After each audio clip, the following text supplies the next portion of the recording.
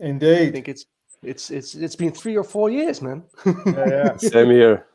I don't do the circuit as I used to so much. You know? I don't think anybody does. Spend more time writing than talking. Okay, so we are live now. So hello everyone, and welcome to a very special guest. Today I'm the guest of a 1st April. You'll never believe this, which is especially curated by and as well coordinated by Philip Ingram and Professor Lisa Short. And I'm welcome all of this to my YouTube channel, but we are going to be streamed all over the world and with very special people from actually the different parts of the earth. And I'm looking forward to talk about blockchain, crypto, DLT, smart contracts, but as well to welcome very high-profile personalities of the world in these areas and with very different views, very different locations. So I'll pass the word to Philip. Philip will be the special coordinator of this, and Professor Lisa Short. So thank you so much, and I wish everyone have fun, like I will have for sure, on this live with everyone at 9 a.m. London, but afternoon Australia and different parts of the world. So welcome everyone. I'll pass the word to you, Philip and Lisa. Brilliant. Thank you very much indeed, Dinis. And I'll continue the warning out there. Just remember, folks, whenever you hear us talking, this is the 1st of April. It's before 12 o'clock in the sensible part of the world. Sorry, Lisa. You might have to check your facts in some of the things that we say. One fact you don't have to check, and one of the reasons why it's so good to get so many people together. I was sitting on a security conference recently, whenever a very senior member from the security industry turned around and said about blockchain that it was a technology where they were trying to find a problem for it to solve. And that got me thinking about what people don't understand about blockchain, about the myths of cryptocurrency and everything else. However, before I pose the first question, and Lisa, I'm going to give you the warning that you're going to get it. Where did blockchain originally come from? Where did the term come from? Well, I did a little bit of research on this, and actually it's from ancient Egypt. And it was the term that was used for those that were carrying the big blocks up to build the pyramids and deliver something with symmetry that had a bit of mystery and a bit of cryptology embedded within it. So I'm sure most people around this the audience haven't heard that before, but that's where the original blockchain came from. So Lisa, there's a lot of misconceptions around blockchain, around crypto, and all the rest of it. What are they? How important is education in this, and why do people not understand such an important technology? Oh, thanks, Philip. I think the myths and the misconceptions are still huge. It's still one of our biggest challenges in the space. And I've got to say thank you for everybody being here, because first of all, we've got 9 people here with very different opinions, very different thoughts. But I think one of the commonalities that we all have is that we really want mass adoption of this. And until we can get past some of the myths and misconceptions, we won't actually get that. So there's got to be a bridging of the traditional world and the world that we know. And we've got to put aside our opinions to say, look, how do we bring people to the table? And of course, one of those challenges we have is when we talk crypto, in particular, and digital assets and Bitcoin and those sorts of conversations, the first thing people say is, it's for crime, it's for corruption, that's what it's there for, that you're purchasing nothing, that it's got no value, that it's worthless, and all of those sorts of discussions. And until we can actually overcome some of those things, we won't move forward. I think there's, we all have a very deep philosophical view about what we know blockchain and cryptocurrencies can achieve, and what the purposes and what their processes are, and how the technology works. But the people who are not in our space don't know that. So we've got to bring them to the table. And if that means that we've got to have bridges, and I know that Dinis is going to go there later in some of the questioning in terms of hybridization, in other words, working with some of the institutional players to here, I think that's important. We've got to get past that. It's not about crime, it's not about corruption, it's how can we use this technology to empower people and so forth. And when you buy a Bitcoin, you actually are buying physically something. You can actually print it out on a piece of paper if you like, and it's a set of numbers. That is physically something.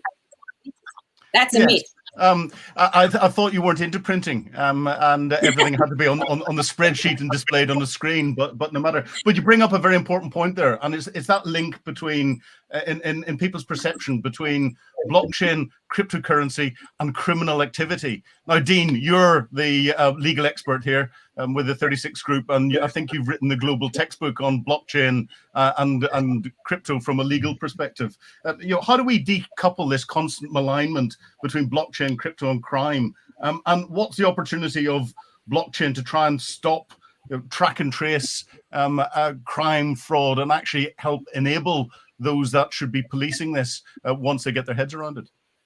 Yeah, I think the most important thing, and you mentioned it, Philip, and Lisa is a great proponent of it, as am I, is education. And I think what we have to remember is that the whole ethos of cryptocurrency in the first instance, underpinned as it is, or some of it is by blockchain, actually came in as a different way of looking at transactions and how transactions could be arrived at. There's a huge amount, and there was then and there still is, a huge amount of vested interest in being scared of this technology, because a lot of people think they're going to lose money once the middleman or the middle group, if you like, doesn't make its turn. And obviously with blockchain, blockchain is very interesting in terms of its the fact that it's a decentralized system and it's a record. It's been associated exclusively with cryptocurrency. That's not correct. Blockchain has a role to play in all different areas of life, logistics, record production for artists, voting potentially.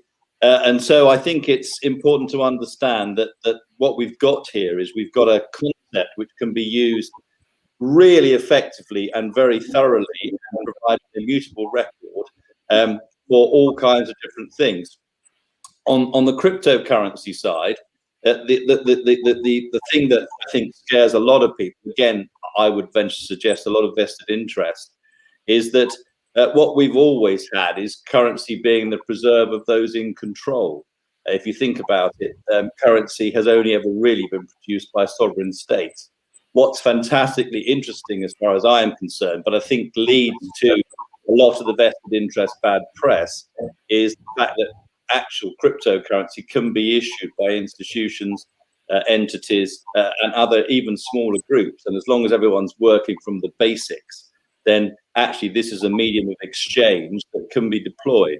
So I think one of the things, I'm not saying all of the things, but I think vested interest is very concerned about these developments. I think that there's a novelty about them. I think there's a lack of understanding about them. What we as professionals and those of us who are huge exponents of the blockchain, what we've got to do on occasions such as this, and I hope in the wider world, is educate people that actually the blockchain and cryptocurrency have a huge amount to offer.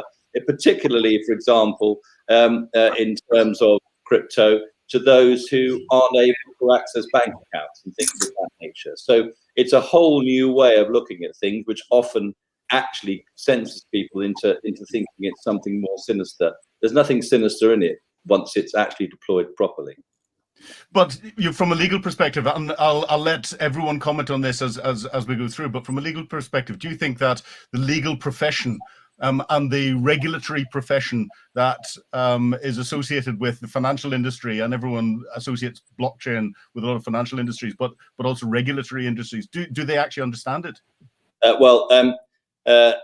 I'm not going to, in a sense, make myself sound too important. There aren't very many practitioners in this field. I'm delighted to say that I am one of them, and I've written a number of textbooks, not just on blockchain and cryptocurrency, but on cybersecurity as well. So I'm not suggesting it's a very large field in terms of legal professionals understanding this. It's a relatively small field. Having said that, what I will say, even though it's a very small field, it's a much larger field than the regulators who understand it, because candidly, the regulators really, as far as I am concerned, and I've had experience with them, even offered at free of charge to help them out, which the offer wasn't taken up. But they just don't understand, I'm afraid, to a vast degree, what we're talking about here. Some of the guidance which is issued is of great concern, because People genuinely want to embrace this technology. I am literally asked to advise on crypto regulation probably 4 or 5 times a week with new ventures. I am always delighted to do so, but what I always have to say to my clients and prospective clients is, you will get, the regulator won't be able to help you. You have to take your chances by taking proper advice. I'd like to think it's going to be good advice, and therefore you can then fight the regulator later if you have to. But the lack of clear guidance is something which is astonishing as far as I'm concerned. And candidly, I don't put it down to the fact that people don't care, the regulators don't care. I put it down to the fact they just simply haven't got their heads around the concept. Well, that's scary because Dinis, small businesses are 99% of the global market, and underpinning all of this, it's all about business. It's all about making business work in a better way and advance technologically. So, how practically can small businesses benefit from the disruption of blockchain solutions, apart from the fintech aspect? And what do we need to do as a community to make this happen? Yeah, very good question. And I think picking what Dean mentioned before, I think we need to always separate the technology from the crypto and from, of course, all the trading and speculation around the blockchain technology. But I would say that to answer directly to the question, I think blockchain is already becoming the most radical technology probably actually in the last decades and probably century, because we have right now especially in supply chain, in payments, in most of the different industry sectors, is touching already everything. So a lot of things, of course, the challenge, and I think touches what you mentioned before, is that there's a perception of what is blockchain, point of and I think that point is very important, because there's, at the moment, I think the mainstream industry puts blockchain and and crypto in the same box. And these are two things very different. And I think for me, that's the biggest challenge, that we have to differentiate these two parts. And then the second part is that, for instance, especially what is happening in the last half a year with the special personalities like Elon Musk allowing people to pay his own cars or the Tesla with Bitcoin, that made completely blockchain mainstream and Bitcoin mainstream. And then, of course, we have Visa, we have MasterCard as well. So these big corporations are right now using technology to make possibilities of back-end data to improve different systems. And I think, of course, there's the component of technology that we need to put. So this is already happening, and they're already helping a lot of SMEs, business around the world, mostly as technology, foundational technology. I call blockchain foundational technology because makes possible all of these different things work together. And then, of course, I won't separate the trading and speculation, that I'm sure we were going to be talking about it, because the trading and speculation, of course, at the moment, the world economy is $88 trillion.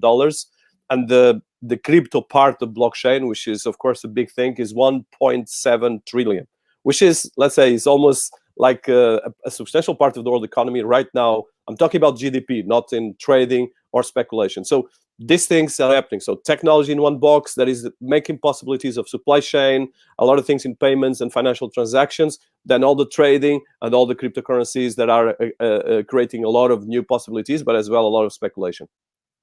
So, Mark, I'm going to come to you now. This comes into what we describe as almost digital disruption with the new technologies coming in, and it's amazing that we've got this disparity between the knowledge of the regulators in business, the knowledge of people in business as to what's going on. Yet it's got, as Dinis has just highlighted, quite a sizable percentage of the global GDP is going through blockchain.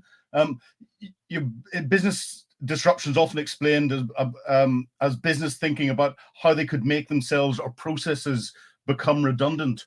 What do you think blockchain is making redundant, and why is it important for businesses to understand? And not just what is it making redundant, what do you think it's enabling in a better way? Well, I think it's to agree with Dinis. It's blockchain is a fundamental technology, and the first time I came across blockchain a couple of years ago, I was flabbergasted by the potential that this technology has for society, for organizations. And I think if there's one process, one party that the blockchain makes redundant, it's the trusted third-party intermediaries. Because in the end, blockchain is a trustless system, and what I mean with that is that you no longer need a trusted third party for the various organizations to collaborate, but instead they can just collaborate directly with each other in a peer-to-peer fashion, and that is because after all, blockchain is nothing more than a database, but contrary to a standard database, it's not only read, write, and edit, but it's only read and write. And hence the result is that the data stored on any chain becomes immutable, traceable, verifiable, and transparent for all those who have access to the blockchain, whether this is a million people or a million users in a public blockchain or a dozen companies in a private chain. These characteristics ensure trust in the network without these trusted intermediaries. And I think that's one of the fundamental characteristics of blockchain, that all of a sudden it becomes possible that parties can collaborate with each other without having to go through a trusted intermediary who takes up time, who takes up money, takes up energy, and as a result, we can make processes across the globe a lot more effective and a lot more efficient. So I think that is the biggest change, and what we will see happening is that because of the fact that we can cut out a trusted intermediary, any processes across the globe will become more effective and more efficient, and that by itself will change the economy. And one thing that I always use as an example is how this can impact our global economy is that if we can start to use tokens where the asset is recorded on a chain, and we can really tokenize any currently illiquid asset, all of a sudden these illiquid assets becomes liquid, and we can see that trillions of dollars become liquid all of a sudden in the global economy, and that will have such a massive impact on the world economy. So blockchain is a fundamental technology, and I'm super excited to see what's going to happen in the years to come. Do you think part of the reluctance to get in to understand it from a business perspective is that it's got the potential to be so disruptive to current business processes that those businesses are so scared of change and how that might affect the way that they can develop their profits, their current business models, and all the rest of it, that they're using almost the ostrich effect of sticking their head in the sand and hoping it'll all just go away? Yeah, I think that's one of the problems. The other challenge is that we didn't quite do our branding strategy right for blockchain. Unfortunately, blockchain still has this bad name, which is completely unnecessary. But unfortunately, perception that's what the perception is. I think for the potential that blockchain has is almost for a lot of organizations, they might not believe the enormous potential it has, that they, as you say, they have the ostrich effect and they just ignore it because it might be too the impact might be too big for the organization to understand what's actually happening, and that requires us to educate people that how we can use blockchain, and that blockchain is indeed a fundamental technology that we should incorporate in our processes and in our corporations among organizations around the globe. Yeah, it's fascinating where you get this sort of level of disruption that's going on. It's almost like that .com bubble of the what was it, the 80s, the 90s, the .com bubble coming through. There are going to be a lot of new industries are going to pop up, and the potential for people to make an awful lot of money. And some of the old traditional industries that aren't moving forward are going to wither on the vine. Well, there's a famous saying that the internet is a fad in I think in 1995, and we all know how that ended. So I think yes, we are still early stage relatively when it comes to technology, and still a lot of technology needs to be developed, but that's just a matter of time. There's so many fantastic people working on this technology across the globe. So it can only a matter of years before we can see this technology having a mass adoption across the globe. Yeah. Now, Nick, I'm going to come to you, but it's I do agree with you, Mark, that with blockchain's got its marketing slightly wrong from the outset. Something that's based on building a trusted network that's auditable and visible is automatically associated in so many people's minds as something that's hidden and criminal and everything else. So that's something we have to change. But Nick, regulators and legal professionals are stuck trying to effectively make round pegs fit in square holes.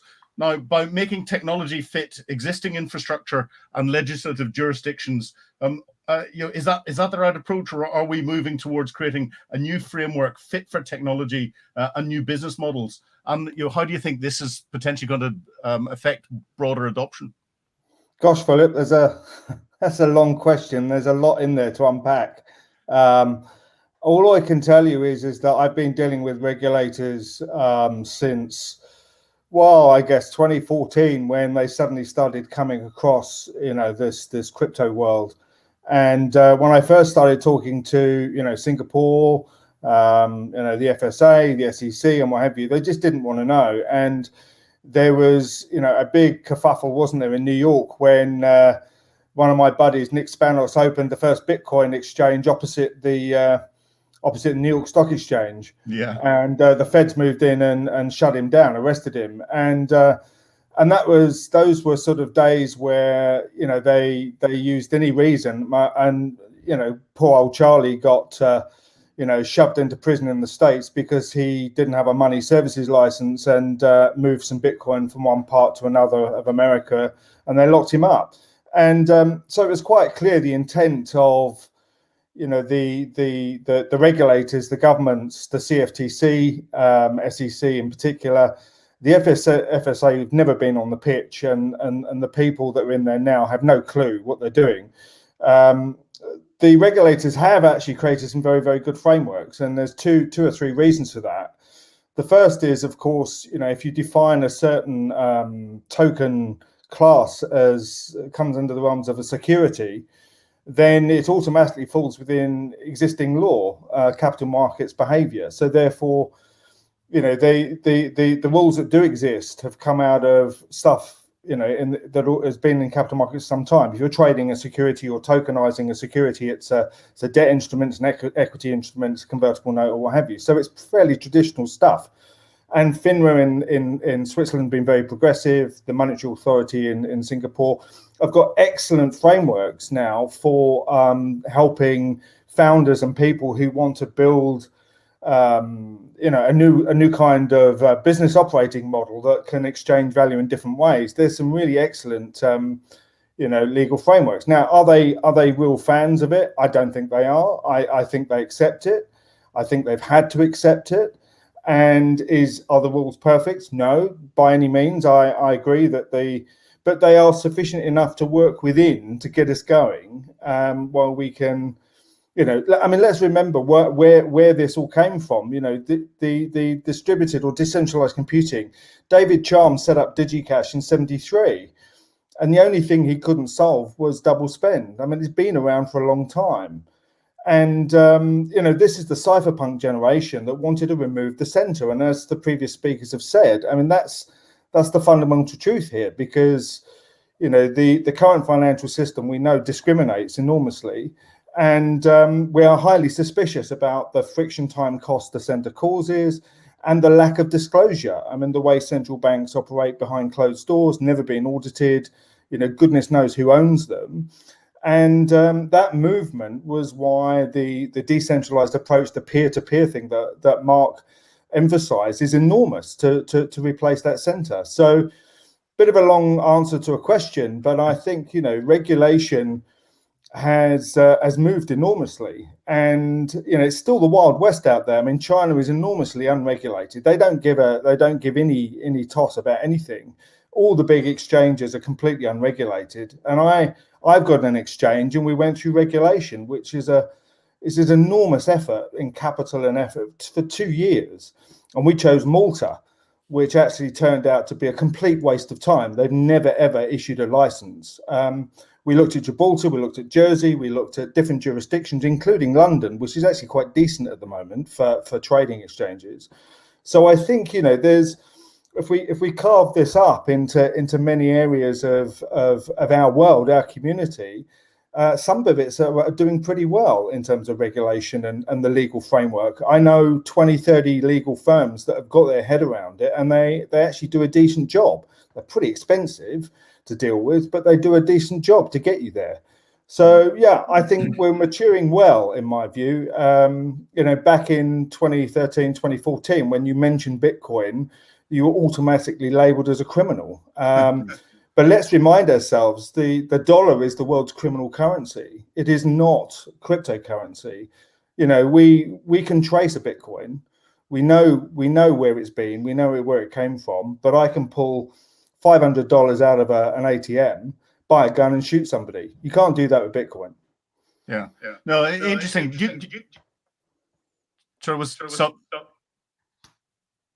No, I just Nick, coming back on that. Do you think part of the problem is that technology advances so fast that there's no way, with the way our regulatory system and our legal systems actually develop laws and therefore regulations and everything else, can ever keep up with it?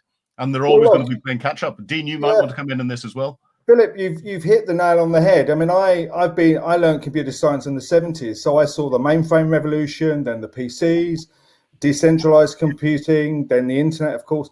And regulation tends to lag a technology wave by 5 to 10 years. And so it's an excellent question. You're absolutely right. So we shouldn't be surprised that, you know, we're 10 years, 11 years into the Bitcoin journey. And, you know, I think regulation is finally coming to terms with it. It's not perfect, but, you know, we're smart people. We can work within this and we can change the world. If I can jump in on that, really interesting. I agree 100%. And I was in a seminar yesterday, and what I found was quite profound is that we had a group of, and these were great lawyers, by the way, they were trying to fit 1996 definitions of legal conceptual terms to blockchain. And now the problem with that is that the way we are thinking and the way we've created new terms, we've created new ways of thinking about the way we engage and the way our legal infrastructures and our regulations engage, and yet we're still trying to fit 1996 thinking to the way we're thinking. You know, we don't in any way, shape or form have, for example, the Australian Taxation Office or ASIC or the FEC or whatever it may be around the world even contemplating the fact that we've got new economic models. We're not even using Keynesian economics anymore. We're using decentralized autonomous organizations. So there's fundamental challenges, and I've got to bring it back. This is our role. You're right. We got a very poor branding message up front. But one of the most fundamental things that as influencers and educators and those who know it, who aren't just institutional traders, we're not involved just in crypto, we're involved in advancing this technology, is we've got to educate people. We've got to get this message out in a way that people understand it. And also, of course, the regulators and the infrastructures understand it as well. But Dean, you want to hop into that as well, because you face it on a daily basis. I do. I share some of Nick's sentiments. I don't share all of them. I share the ones, and that I give a positive outlook in terms of aspects of how the courts, certainly in the UK, are dealing with Bitcoin, crypto generally, and the blockchain. I don't share the fact that the UK as a regulator is, and I hope I got this right from Nick, is developing a particularly mature set of rules and regulations. What the courts are doing, and what's very interesting, is that we had in November 2019, and I'm talking about a UK perspective, but I think it's very important that this will and does influence other jurisdictions, particularly the larger common law jurisdictions. We had the joint task force in November 2019, where the now master of the role, Sir Geoffrey Voss, said that smart contracts and crypto should actually be recognised in English law, and we're going through a consultation process at the moment. Since that time, and relatively, we've had two significant decisions in both at first instance, but basically facilitating the fact of tracing into Bitcoin. So Bitcoin, for example, and thereby effectively cryptocurrency generally, tracing into Bitcoin when it's been misappropriated, allowing what we call interim relief, so relief by virtue of injunction prior to any final determination. And we've also had a recent case, or relatively recent case, which allows disclosure orders to be made against those who so as to seek to assist the tracing process.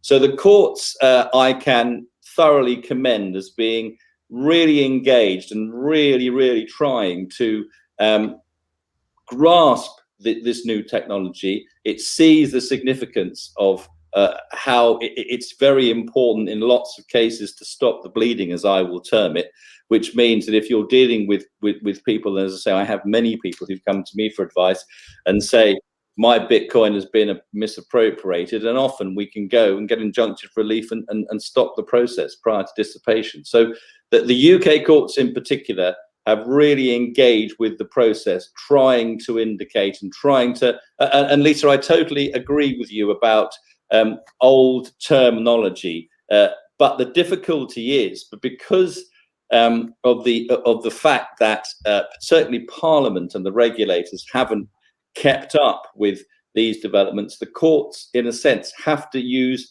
potentially older wrappers in order to be able to give relief to people who are deserving in this area. And so there's this very interesting, to go to what a good legal term, very interesting tension between old-fashioned wrappers of legal concepts which are being used effectively for this new technology. And it really comes back to one of the points that's been previously made. What needs to be done is our political masters and the executive needs to get a grip of the new challenges between a fundamental process of law based upon centralized methods and to deal with decentralized methods. And that's what we're dealing with here. There is that fundamental issue which at the moment is not being grappled with sufficiently, and what we're seeking to do, and what's happening, is the courts are having to put almost a sticking plaster over the failings of the governments and executives to deal with these new technologies. Yeah, interesting. And Dean, thank you. You introduced sort of the next topic that I want to get onto. And Olivier, it's smart contracts. Dean mentioned. What are they? What do they do best? What do they not do? And how, if at all, are they contributing to the growth of not just digital assets, but a better way of doing digital business? Well, let me start out with if there is a mix-up in terminology in what something really is and what people have in mind what it is, then smart contract is right there, at least in the top three, I would say. Because that's due to the name. Smart contracts is a term that was invented by Nick Szabo in the 90s, mid-90s. And Nick Szabo, to start out with, he doesn't have a legal background. He is a software engineer. He's very good in coding stuff and a very smart guy, but he doesn't have a legal background. And Ethereum adopted this term as being one of their accounts, but I'll come down to that in a second. So a lot of, especially a lot of people from the legal and regulatory side, got quite carried away when this term came around and gained a bit of traction out there. And that's one of the reasons that I wrote multiple articles and books on this topic, even one that was published by the UN, explaining what smart contracts really are. And it comes down to it, very simple. Smart contracts are, in the end, decentralized pieces of code that we deploy on a blockchain, and that gets stored in a blockchain and gets executed by a blockchain environment. So in basic, if you look at the term smart contracts, is it a contract? No, it's a piece of code that we deploy on a blockchain and that can execute once it's triggered by an external incoming transaction or a message from another smart contract internally in a blockchain in itself. This decentralized logic or decentralized applications, basically what you're building, is very cool because you don't need a trusted third party anymore to monitor the execution of the application itself. And it can do much more than that because it is code, but it's not just a piece of code. And let's take the example of what a smart contract on the Ethereum network is, which is basically the most used network for smart contracts. In Ethereum, it's an account. Just like you have an account in your wallet where you can sign the transaction yourself to send over Ether or information to another account. A smart contract account is an account that doesn't have a private key, so somebody owns it, but basically when you create this account, you also put code beneath it, basically rules that determine what happens with the value in this account, or what happens with the storage. So you can store information into this account. And this is really cool, because then you can start building applications that can hold on to value, can retrieve value, can send out value on terms of conditions that you predetermined when you deployed this smart contract in itself. So you can basically make very complex financial products like a letter of credits, etc., make them obsolete, or at least make the banks obsolete for guarding the execution of the smart contract in this case. I think Hyperledger did a better job in creating the term for smart contracts, because in Hyperledger we call it chain code, and that better represents what it is. So it's basically a code that you deploy on a blockchain, but it's more than that. It can hold on to value as well without the need of a trusted third party anymore in order to transfer this value, because basically the rules that you gave in when you deployed the smart contracts are guarding the transfer of value to one place of another. So that means you don't need a bank anymore to basically read the rules if a message comes in, or a notary that determines if the money can go over yes or no, all these kind of things. So that is the cool part, and that is really the disruptive part. So there we can reimagine whole industries as a whole. So coming back to the term, is it a contract? In a lot of cases, no, it's just code that we deploy on a blockchain. And in some cases, it can have a contractual value of some sort. But in most of the cases, it's code that we deploy on a blockchain. Is it smart? It's smart in the sense that it will execute when it's called upon. So, and it will only execute how it's coded. So it's deterministic. It's not an AI client whatsoever. It is a piece of code, basically a whole lot of if then else statements that determine the incoming message. What does it state? Can I do something with it? And do I have to put in a follow-up action, yes or no? It will not trigger itself. So it's really reactive and deterministic. That is something you really have to take in mind. But based on this reactive deterministic part, because it can hold on to values in the form of tokens or cryptocurrencies, and it can store its own variables, so store information, you can build hugely interesting stuff with it, like Lisa mentioned, things like decentralized autonomous organizations. So you can build the whole operational organizational structures built on smart contracts without the need of humans anymore to do the execution and to guard the business rules that you agreed upon. And that is really cool stuff. That is really making a huge change in the future. So hopefully I shed a little light on what smart contracts actually are. Yeah, it's interesting. The way you describe it makes me think that a piece of malware is actually smarter than a smart contract as it's going through, because it will self-execute and replicate and get itself around, and that doesn't rely on blockchain. But the other thing that you brought out that I think from what you said and from what Dean said and everything else, if we've got confusion over definition amongst those proponents of blockchain and those that are developing it, because we may not be exact in the language that we're using. The word contract has come in, introduced, as you said, by a coder, not by someone legal. But from Dean's perspective, when he's trying to get people to understand what this fits in court and having to put old wrappers around something and old terminology around, is that where a lot of the confusion, do you think, is coming from?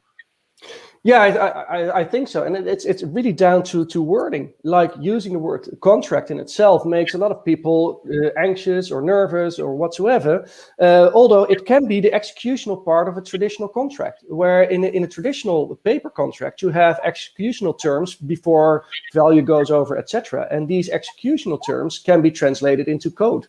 It's the other conceptual terms that are in a contract that are less easy to translate into code. But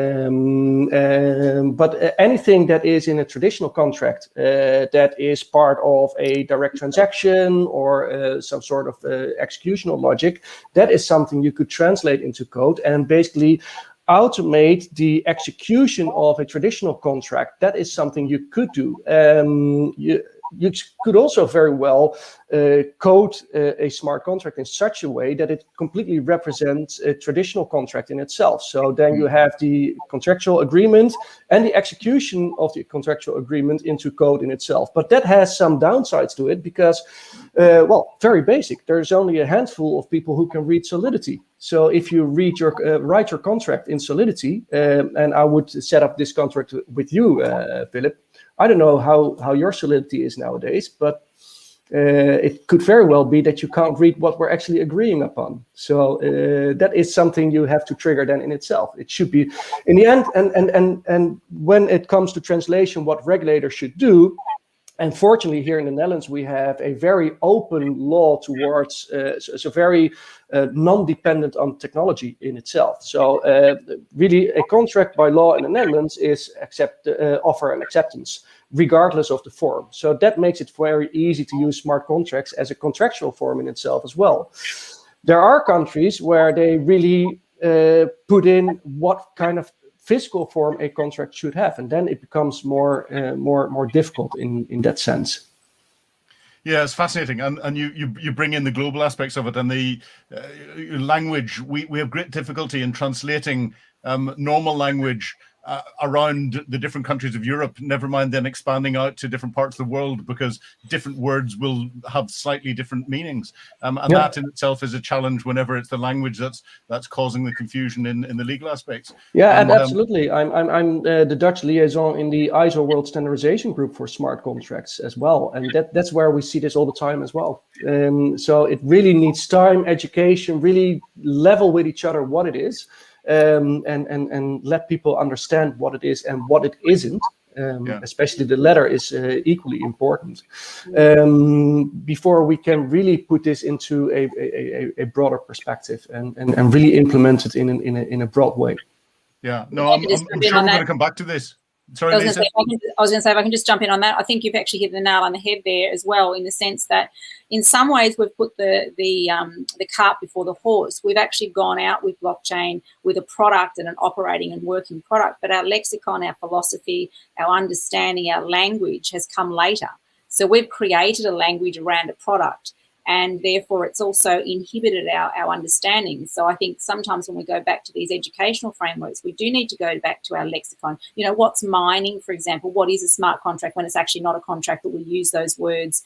You know, what's a wallet? You know, all of those sorts of things. When we're speaking to the people that are not normally in the room, they have no understanding because they fundamentally use those words in a different way. So one of the areas I know that I've worked on very hard, particularly in the last year, is literally around the philosophy of blockchain and what our lexicon is and what those words mean. For example, when we use the word trustless, what does that mean to the average individual? Because if we're placing our trust in technology to do or execute an autonomous process, whatever that may be, whether it be to value exchange for Bitcoin or for something else, what have we actually changed in the way that we think, and where have what have we replaced that trust with? And in this case, it's technology. So it's a real fundamental conversation that we're almost creating the language and the education post a product that has changed the world, and it's quite an interesting dimension. But then that's the speed with which technology happens as well. Yeah, and you know, that brings its challenges with it, and then it's getting that challenge out into the wider community. And you know, Rajesh, I know that you're responsible for making blockchain relevant, more valuable for as many people as possible across India. Why do you think that's important? And can you sort of explain to all of us who are watching simply how that technology can help the everyday person? And when do we start, you know, educating it? Should we actually have blockchain as part of the syllabus for our youngest children as they're coming into school? You know, I think we should have that with cybersecurity as it goes through. But you know, is that being embraced?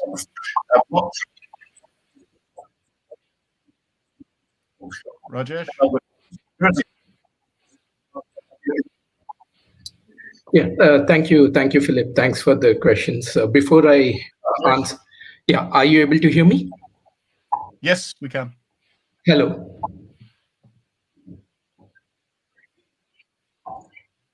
Hello, Rajesh. Yes. Are you able to hear me? Yes, you're slightly broken.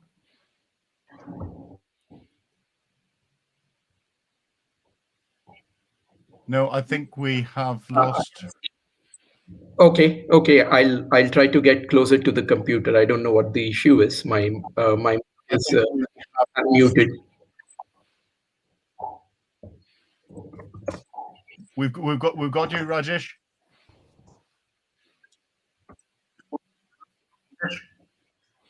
Yeah, Philip, can you hear me? I'm able to hear you loud and clear. I'm not too Yes, sure I can if hear my you. voice is getting across. Yes, it is. Okay, thank you. So before I answered the question that you had mentioned, I just wanted to clarify in terms of what we are doing with respect to blockchain, or rather the distributed ledger technology in India, is to fight or is to give specific benefits to people from a perspective of reducing the trust gap. As we know, the world is today the world is in a lot of trust deficit, and more so it has been caused by the ongoing pandemic. And then we've been using distributed ledger technology how to address that particular trust. And I would take a couple of examples to prove that. One is with respect to spam calls and spam text, where everybody is impacted. I thought it was a problem which is made in India, but spam is a global problem which is invading the which is invading the handsets globally.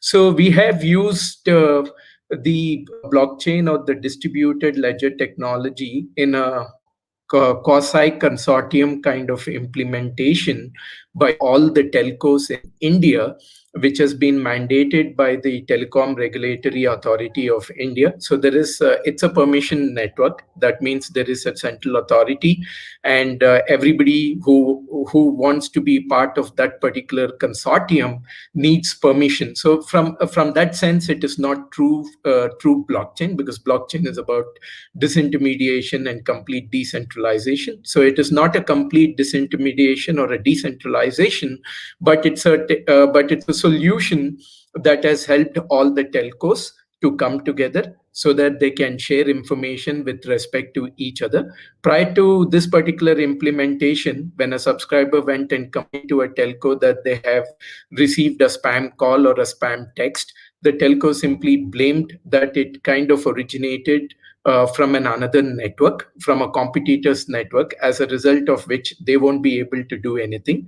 To address the problem, it meant that all the telcos need to come together, exchange information in a truly transparent manner, and have confidence that nobody is going to misinterpret the information.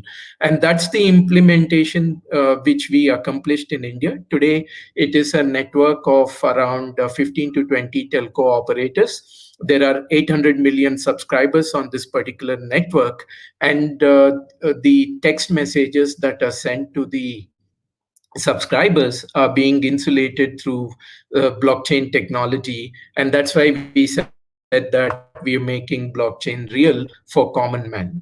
Because of this particular implementation, Forbes has also featured us in the best 50 implementations in different parts of the world.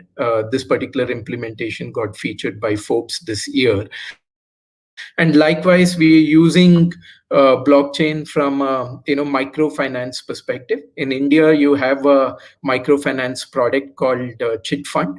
Basically, a Chit Fund is a group of people who come together and they contribute. They make contribution on a monthly basis. The contribution depends on the overall amount that they would like to borrow.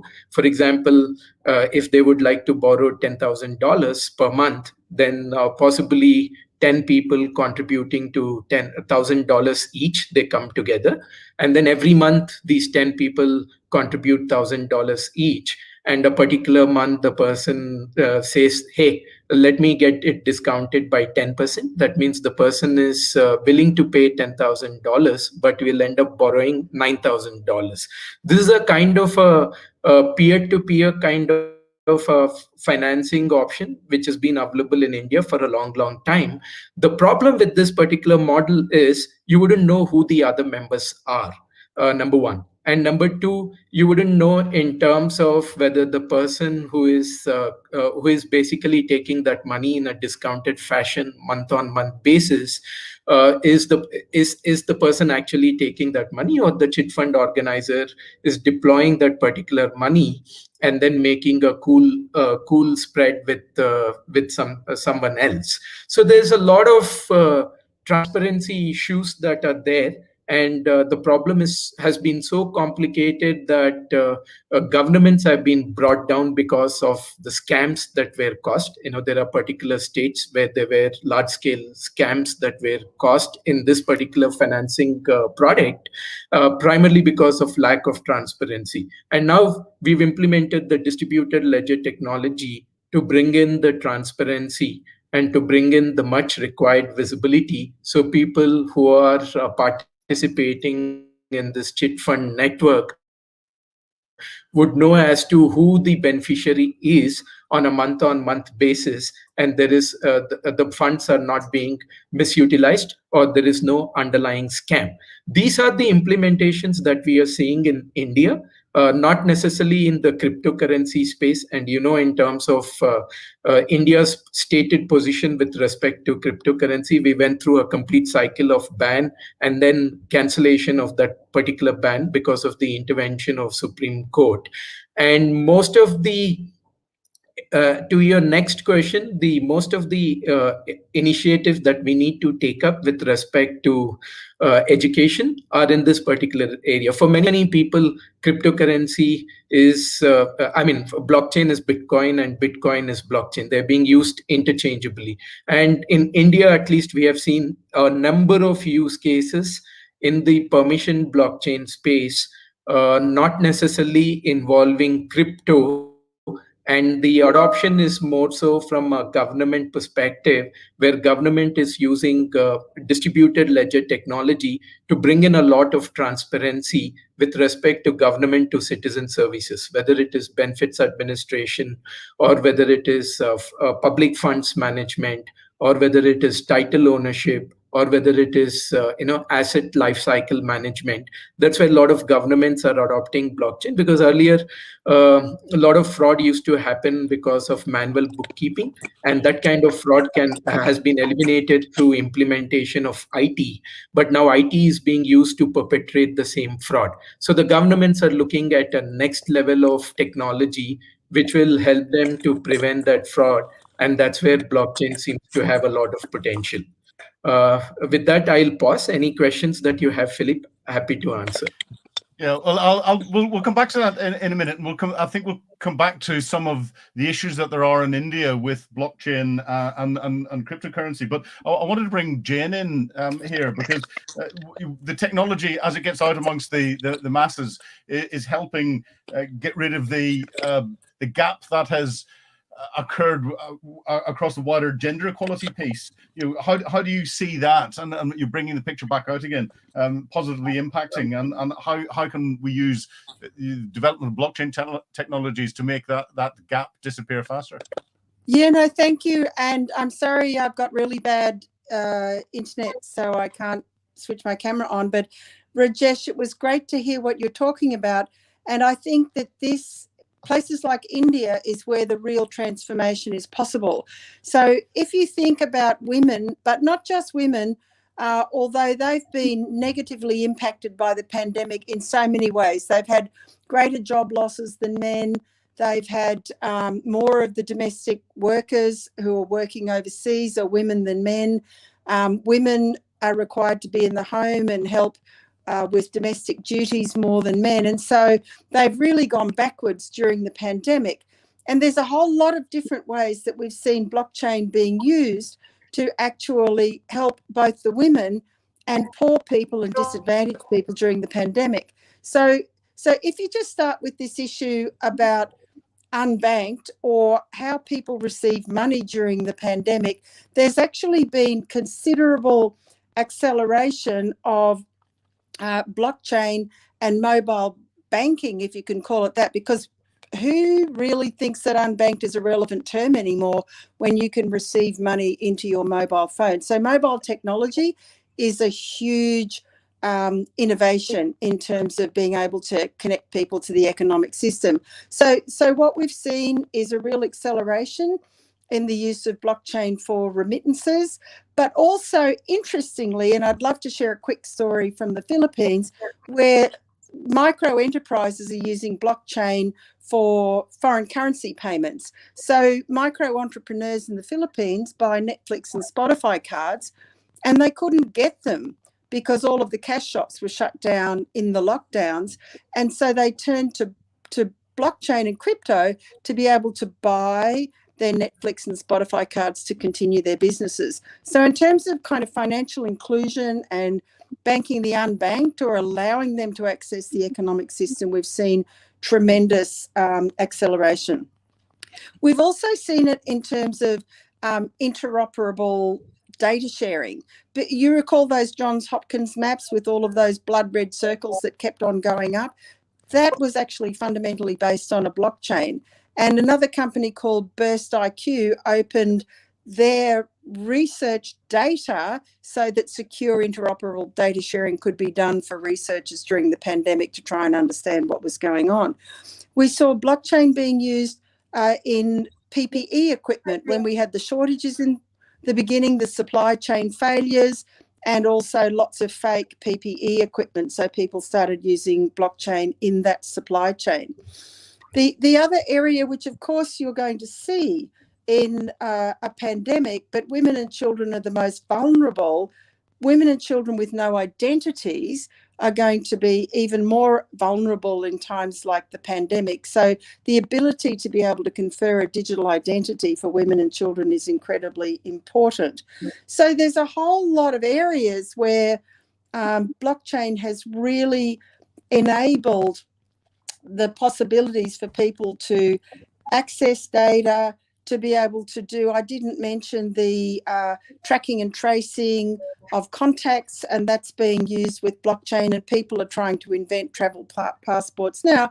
And then finally, no one's talked about DeFi yet, which I really think is probably worthy of some conversation, because loads of people are staying home and then trying to make a little bit of money while they're there. And so we have this kind of DeFi explosion, which isn't just about people staying at home, but people are earning money using crypto while they're at home trying to figure out how to survive. I think you raised some really great points there, Jane. You mentioned one in particular that's profound, and that's identity. And I think probably everybody that's on this call is aligned to that. And I've been doing some work on vaccine passports, and I often like to describe it this way: that we've got a house, that the internet, blockchain are our foundational technologies. They are the things that create the foundations that house is built on. But there's a front door, and that front door key is an identity. And an identity and a self-sovereign digital identity is one of the most profound elements that will drive advancement of blockchain, because without that, we can't get access to DeFi, we can't get access to education, and we can't include people. So there needs to be a lot more fundamental discussion around what that means. And I think with vaccine passports, it's really come to the surface, because we're starting to realise that there's plenty of companies out there and governments saying that they're producing a self-sovereign digital ID, but they're actually not. They're a centralised database, and they're using government services to produce a digital ID, but it's not a self-sovereign ID to which we can connect the most valuable information we have, which is things like health information. So I think, when we start to talk about these technologies, we need to talk about the fundamentals, the foundations. We need to talk about the front door key. And Jane hit the nail on the head. Data is the thing that actually is almost the framework that sits in behind it, because even if it's a smart contract or anything to do with DeFi or anything to do with anything we're doing, data drives it. So I think there's some really fundamental terms around that. And I think something also that's really key, I think, in the developing economies, and this is key to this trust conversation that we have, is that in the developing world, we, and particularly older generations, have a fear of something not being controlled, e.g., not having a bank. So we fear blockchain and crypto and DeFi because there's not a bank supposedly looking after us. there's a profound difference between emerging and developing economies or people who come from war-torn environments, for example. They don't trust infrastructure. They don't trust centralised authorities. So their uptake is huge. And I think that's really fundamental as to why we're seeing huge adoption in places like India and Africa, and seeing so many of the amazing challenges that are there. But we are also, and I know that's going to lead to probably the next question, Philip, we're also seeing some of the most vested interests pushing back. And that's because those centralised, often corrupt authorities are pushing back. Yeah. And they're pushing back But I hard. just want to come in there, Lisa, and thanks so much for those comments. And I think it's really important to make 2 points. And that's why I got excited when Rajesh was talking, because I think we're going to see the greatest transformation in the emerging markets. And I think what we're seeing already is some of the innovations taking place. So I wanted to call out one, which is a personal health record, which is a decentralized self-sovereign personal health record that's being run out in Kenya at the moment. So we're seeing things in emerging markets that we wouldn't be able to do here because of our legacy systems. And I think that, you know, as you say, they're solving fundamental problems that they have now, and the technology enables them to do that. So I just wanted to kind of call that out. But also, I mean, the other thing that hasn't come out yet that's worthy of talking about is that there are some countries, and I'll just call out Venezuela and Lebanon, where, you know, their own currencies are absolutely falling through the floor, and people are turning to Bitcoin as store of value. So there's a whole lot of different ways that blockchain and cryptocurrencies are being incredibly useful to people in emerging economies. And I think that's where we need to look for the innovation. Yeah, we'll come on to, I think, data and the opportunities that are developing out of the global pandemic in a moment. But something that you said, Jane, and something that's come through is the importance of emerging technologies and the importance of India within that. But I've read, Gokul, I read that the Reserve Bank of India is potentially planning to ban all crypto and blockchain IP addresses to prevent flow and purchase of cryptocurrency. How does that tie in with what Rajesh was saying? Do you think that the ban will happen? If it does, what will the impact be on India? Because India's got such an important economy that affects not just the region but globally. And what do you see as the future? I think Gokul's dropped off, so we might throw to Rajesh on that. But okay. Just as a bit of a background, and Rajesh, I think you can pop in. Yeah, Rajesh, can you pick that up? I can take that. It follows on from what you were saying. Yeah, absolutely. I can take that question. So in terms of, we've gone through a complete cycle on this. Central bank has banned the cryptocurrencies. In fact, the ban came through in terms of banking banks to provide the banking facilities to cryptocurrency exchanges. It's also important to understand why a ban came through, because they kind of realized that a lot of money laundering has been happening through cryptocurrencies, number one. And number two, the common man does not have a good appreciation of cryptocurrency as a financial product. So they thought in terms of until and unless the common man gets a good understanding of cryptocurrency, they wanted to impose this particular ban so that more gullible investors are not cheated. But ultimately, what has happened is it kind of put a stop to the lot of investments that were going into the cryptocurrency exchanges. So group of individuals as well as the cryptocurrency exchange operators got together, filed a case in Supreme Court of India. And Supreme Court of India said that such a ban is unconstitutional in nature and the cryptocurrencies are back in business. So today you can buy cryptos through a legal manner in India, but there is no regulation that is there around. And I think the central bank's intentions have also been misquoted. Recently, I did a session for all the general managers at the central bank in India, which is the Reserve Bank of India. They are more keen to understand in terms of what are the good concepts, what what are the good applications of cryptos that they need to bring into picture, and how to control the bad aspects. The bad aspects are primarily happening on account of anonymity, and because of that particular anonymity, a lot of people are using crypto as a trail for money laundering, and crypto has also been established as a trail for cross-border terrorism, and this has been clearly established. I don't say it just for the sake of saying it. I have data points to prove that. So now what the central bank wants to do is at least come with possibly an equivalent of central bank digital currency, or currencies where anonymity is not a challenge, and then ask for 100% KYC compliance. That's why if you look at cryptocurrencies exchanges in India, all of them ask for a complete KYC. But once you buy it, then you, as you know, you can transfer those cryptocurrencies to any wallets anywhere outside India where the KYC norms are not completely enforced. So that is the fundamental challenge the central bank in India is planning to solve. And we don't think they will completely enforce a blanket ban on cryptocurrencies, because it will take India back on the innovation path. With that, there will be a flight of entrepreneurs, and there will also be a flight of capital to countries where crypto is allowed. So, I mean, we are also waiting and watching. I think a complete ban will not be, it will not result in a complete ban by central bank.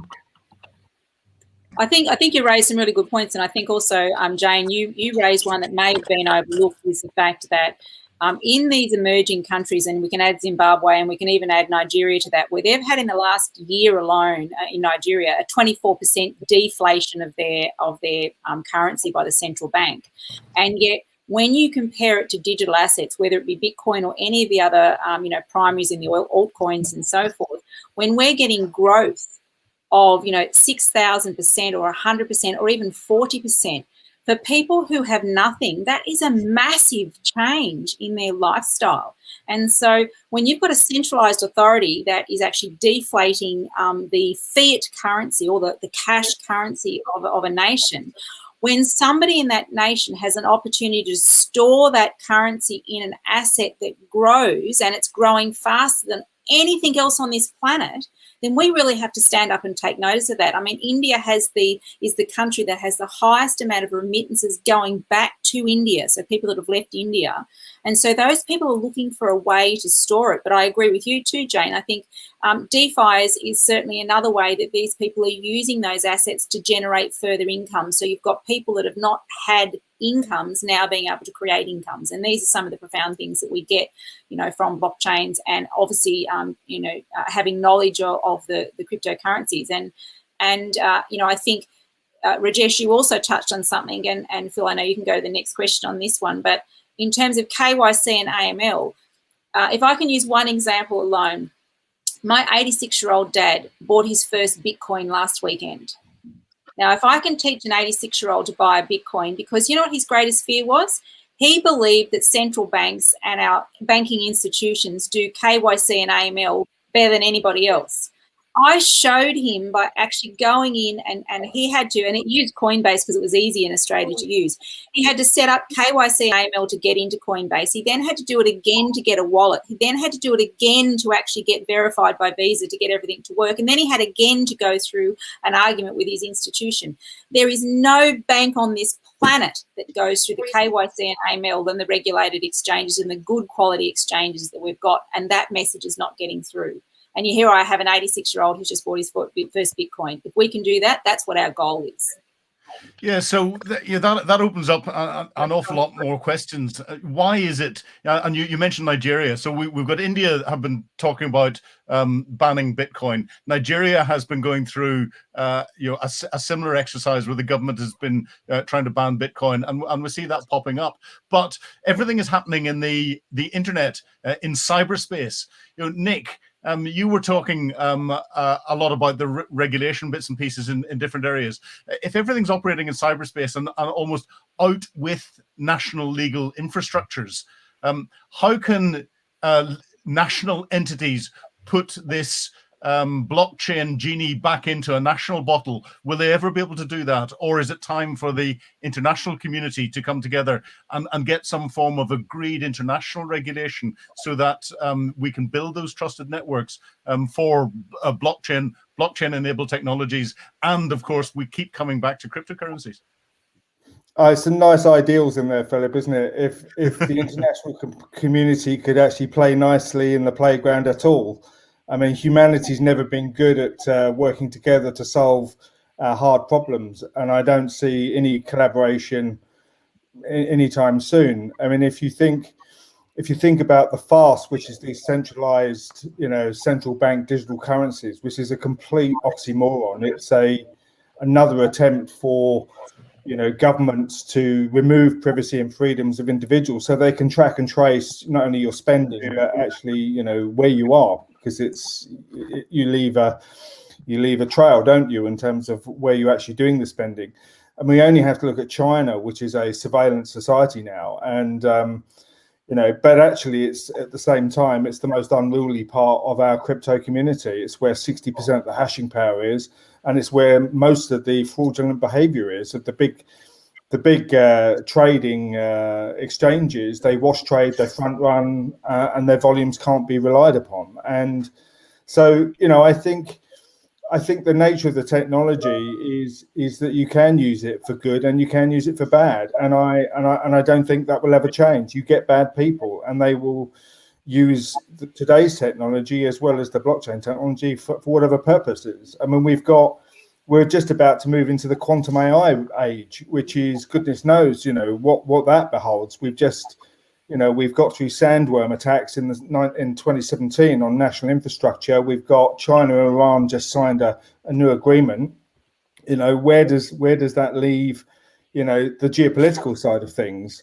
The pandemic has also driven a lot more nationalist behaviors, because we do a lot in the Middle East, and those countries suddenly realized that during this pandemic their supply chain was bare in places, and they didn't control the basic needs of food and energy and water and other things for their countries. So we've seen a geopolitical and an international withdrawing in a sense, and everyone talks about the globalization slowdown, and we're moving to a slower version of that over the next decade. And so with blockchain in the context of all of this and regulation and trying to come to terms with people reaching agreement, I mean, I just don't see anything. I mean, the Western world, by and large, France and Switzerland and the UK and America, they think fairly similar in terms of the approach to blockchain. But you go to the Middle East, well, they're very embracing of it. The government are very committed to blockchain. They've put all public records on it, and they're using it because they love tech fundamentally. But the further east you go, I think they're using this technology for surveillance to remove people's freedoms. And I think what Jane and Lisa said is spot on. I mean, the biggest concern of this technology is being weaponized against the people that are struggling the most. And so, yeah, I'm not sure I've answered the question fully, but I just don't see some countries that have no reason to collaborate and play nicely because they're weaponizing it. Well, and it's interesting. If the countries aren't working together on that, and the international organizations are there, we're seeing a lot of disinformation and misinformation. Dinis, are we not? Out of Christine Lagarde, the World Bank, and others around cryptocurrency, around blockchain. And if the large international groupings are doing this, how can we counter that? How can we develop it? I want to step in here, Philip, because I am a bit more positive. I think I agree with most of the things you said, Nick, in terms of the governments being very divided, and I think it's something that goes into the geopolitics in general. But that's a very positive thing that we need to realize. Okay, there's a lot of organizations worldwide, thought leaders like all of us here, that are creating a lot of solutions, and I believe that is the civic society that actually can make a lot of difference in this. And I think if you look at especially the work being done by a lot of non-for-profits and a lot of organizations, there's a lot of fantastic case studies. And we have to see that in the middle of this chaos of geopolitics, which I don't think will completely work, because it's not just about blockchain. Come on, look at the climate exchange, look at geopolitics, and like Nick said, if you look at the problems with money issues are not just about crypto. It's much bigger than that, because there's $5 to $6 trillion of FX being traded every day, and that's much bigger problems than $1.7 trillion. That is the entire crypto ecosystem that we have. But the blockchain technology, and I think it's very important to separate. And I think, Lisa, you mentioned about your father. Congratulations that your father bought a Bitcoin, which is fantastic. And I think it's really important is that, first, you mentioned Nigeria. Nigeria is the second biggest country in the world with Bitcoin trading. And that doesn't happen because people want to trade. It's because they trust Bitcoin more than they trust their own local currency. And the government actually blocked it. But it's still, actually what happened is that they blocked the Bitcoin, and Bitcoin just jump. You have to pay 10, 20% more than the cost. And if you go to Argentina, I have some people working for me for Argentina. And if you go to Venezuela, it's even more crazy. These countries have to use it because their systems are not working. So there's a kind of I think the challenge that I see, and I'm provoking this today, is April's Fool, so I need to get some action here, is in the sense that I think all of us as people that are researching this, that are studying this and researching in the big ways, what you need to do is how can we actually take this to a lot of different ways and as well making a difference. So I think from United Nations, for instance, I've been trying to make sure that even they understand what is blockchain. And I think, Lisa, you made a very good point in the beginning of this, is that people don't have a clue about this. And you mentioned about regulators, it was mentioned. For me, this scares me that regulators are not looking at this serious, because what is going to happen is that if they don't look at this, Elon Musk can actually trade and make a couple of $1 billion in Bitcoin just because he has the cash flow for that. And Wall Street is right now coming. Even JP Morgan, a lot of all these big players that were against these are coming and trading this big time. So I think the challenge right now is, okay, let's separate. The trading will never stop. We are humans. Unfortunately, humans have this tendency to go and do these things that sometimes are not the most nice things. But on the practical side, financial inclusion, using this for empowerment and banking and things like that, I think there's a lot of things happening.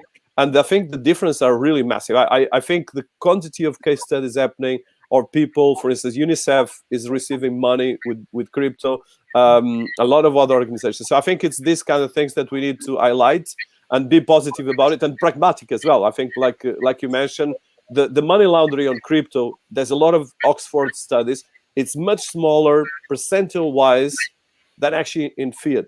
Okay, and this is not to say source studies and major universities worldwide, because any government can track record the smart contract of any transaction in crypto. But I just want to do this as a positive and provocative part for the audience. Yeah, well, it's for those out there. You know, I come at things from the security perspective and a lot on the government side, and the governments are very good at tracking things. But misinformation is a big issue.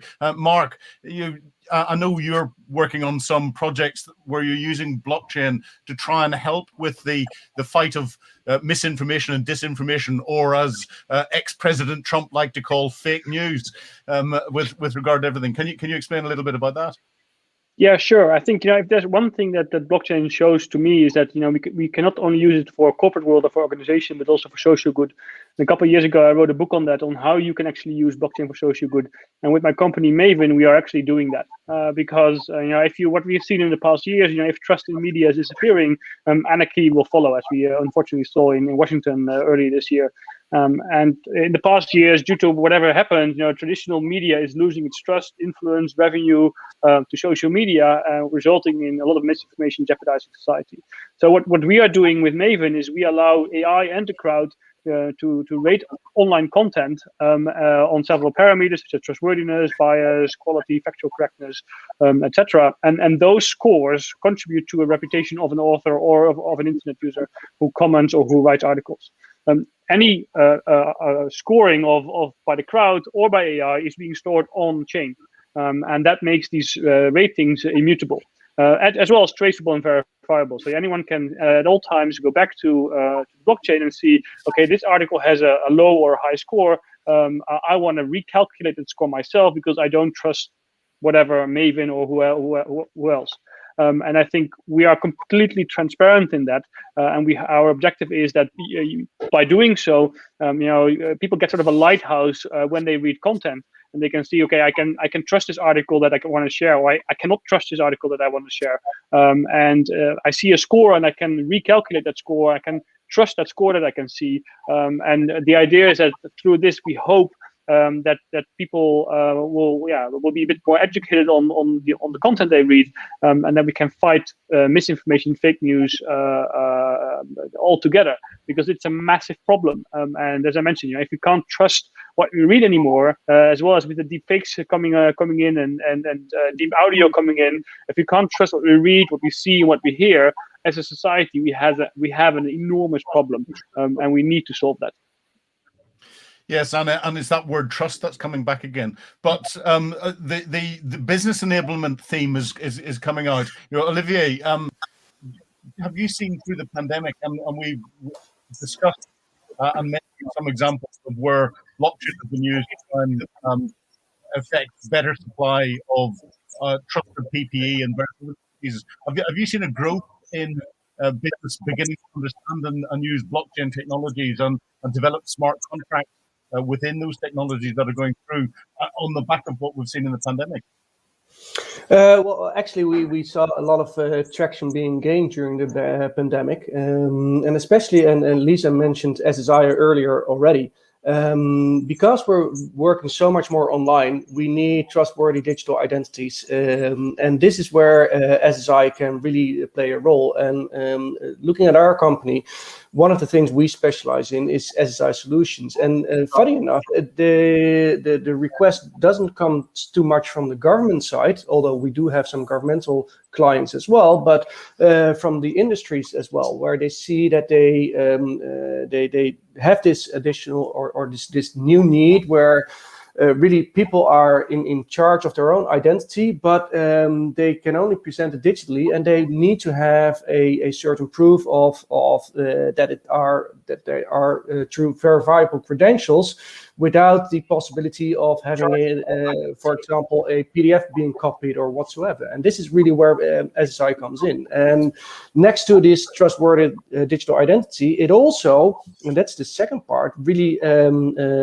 benefits from a GDPR standpoint for these companies, because you basically bring down the amount of unnecessary copies of pieces of your identity in various places all over the place, because the data is really at the wallet of the clients, and we use the blockchain for verification of the credentials without disclosing the personal information. And that is one of the biggest misconceptions we run into every single time, because then when we, for example, start talking about SSI, and we say we use blockchain in order to help authenticate the verified credentials, then everybody immediately starts to shout that GDPR and blockchain won't work because immutability and transparency, etc., without diving into the solution, how it works, and actually looking at what it is that we are storing in the blockchain, because we never, ever store personal data in a blockchain. That is the biggest thing you don't want to do. But you can store stuff that you can actually verify the presented verified credential, and make sure that it's an authentic one presented by the issuer in the first place. And this is really a market that we see, well, I won't say exploding, but it's growing really fast at the moment. So this is really where we saw growth coming up during the pandemic, not in the least for example, presenting verifiable credentials with regards to negative COVID testing or these kind of things. And that is quite interesting as well. Yeah, it's fascinating. So if we're seeing a growth from a business perspective, Dean, are you seeing an equal growth in legal interest around blockchain and crypto? And the comment you've written, the textbook that comments on GDPR and its applicability in blockchain. Yes, I'm seeing a huge amount of inquiries in respect of people wanting to see the legal framework around crypto in particular. And I'm also seeing people really, and it's the point that we've been trying to labor throughout this, is that as more education abounds in respect to this, I'm seeing more interest as to how the blockchain can be used. I mentioned earlier, I had a very interesting conversation with not the UK, but with an international prime minister who told me that one of the issues they wanted to deploy blockchain in was voting, because in their country, someone had voted 57 times. But what we need to do is we need to see the good of blockchain. We need to see make sure that the positives of it are fully explained and available to people. It's the point that has been made previously. Blockchain is fantastic because from a legal point of view, it provides an evidential audit trail. As regards the points about GDPR and off-chain and right to be forgotten and things of that nature, that is another example of what I was saying earlier, is that this was effectively, GDPR was a law designed for centralized modules. It wasn't designed for decentralization. So what we're going to do now, and what we have to do, is to look at the positives of blockchain, see how we can properly deploy it, see how we can make it of real value, and give that opportunity for those which it does afford to people who are sometimes outside of the mainstream system to be included within it. Fantastic. Right, folks, we're down to our last 2 minutes of this session. So it's not often that we get such a powerful group of people together. And therefore, for the audience that's out there, can I go around each of you and just very quickly get one tip or one thing that you think people should consider around blockchain, crypto, or whatever it is that you want? It may just be April Fool or something that you want people to concentrate on. Lisa, go on, you can start. Yeah, I'm going to start with, somebody just flicked up, how do I learn more about blockchain? I'm going to say follow all of us and get engaged. And the second thing is that the thing that I'm going to work on, I know I'm working with Dean and Dinis, is we need to connect the capital that's trapped in the asset markets that we've got to innovators, women and entrepreneurs, and we can use blockchain and trusted technologies to do that. That's got to be an area of work, because women get less than 3% of capital and innovators get less than that. Fantastic. Nick? Well, I wouldn't get too comfortable with, blockchain and encryption, because at about 2,800 qubits, you can unhash data, and all your Bitcoin will be stolen at some point soon anyway. So, I mean, it's a good start. And, I was saying elliptic curve encryption is safe at the moment, but within the next decade, it won't be. Brilliant. Olivier? Yeah, what I really would like to say is there's a lot of misconceptions about what blockchain is, what it isn't. A lot of misconceptions with regards to, say, privacy, with energy usage, etc. So I want to challenge everybody to really do their own research and see that the energy discussion is a valid discussion, but it's not a problem in a lot of cases when we implement certain blockchain protocols, only when we use the proof of work consensus mechanisms, for example, etc. So this is really, you should dive into and really get to know what the technology is about and what it can do. And don't trust everything you read immediately. Always do your own research in blockchain and in crypto, of course. Okay. Jane, are you with us still? No, but I do know that you wanted to mention the word ethics. Rajesh, a very quick one from you.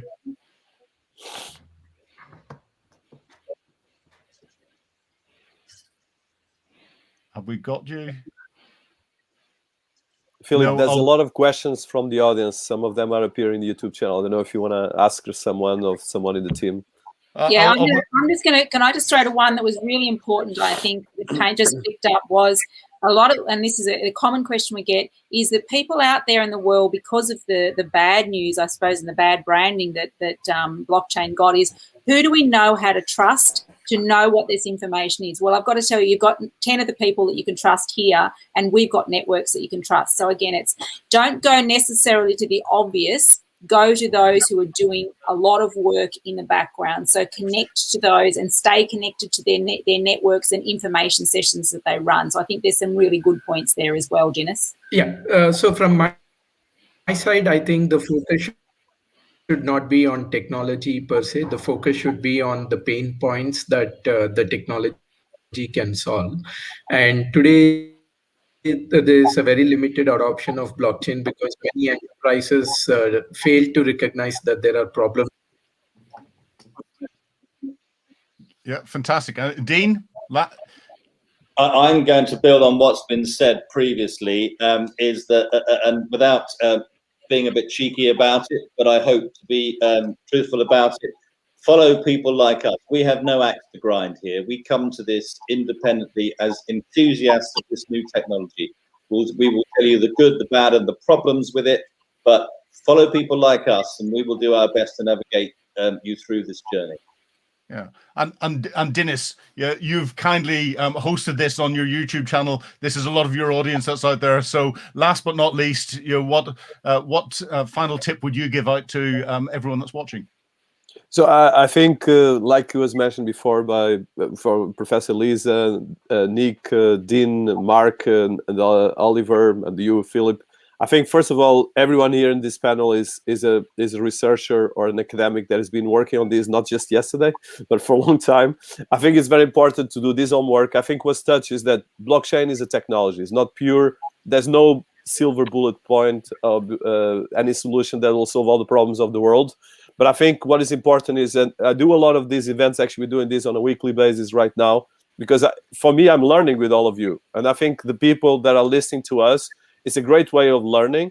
And as well, of course, make sure that you check the profiles of the people. A lot of people, there's some questions here about clear guidance about education. So education, there's a lot of fantastic education. But I think, for instance, if you look at the profile of a person and you see that is a PhD, it's slightly different from someone that appears and is an influencer. It might have a lot of followers and tells you to buy Bitcoin because you're going to become a millionaire. So please don't get into these traps, because there's still a lot of people getting into this.